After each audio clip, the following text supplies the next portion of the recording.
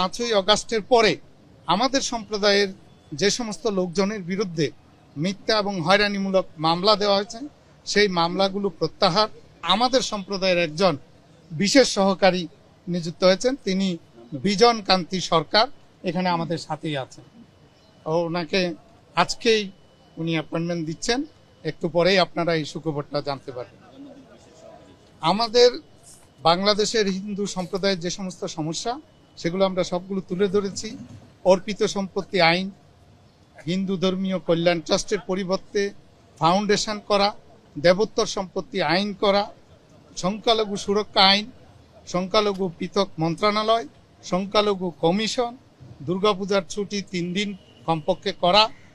তারপর 5ই আগস্টের পরে আমাদের সম্প্রদায়ের যে সমস্ত লোকজনের বিরুদ্ধে মিথ্যা এবং হয়রানিমূলক মামলা দেওয়া হয়েছে সেই মামলাগুলো প্রত্যাহার এবং আমাদের লোকজনের জাতীয় জীবনের সকল ক্ষেত্রে আনুপাতিক হারে প্রতিনিধিত্ব এনশিওর করা।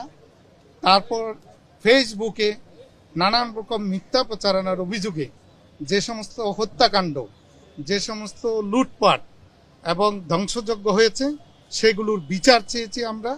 উনিও বলেছেন এগুলোর পর্যায়ক্রমে বিচার করা হবে।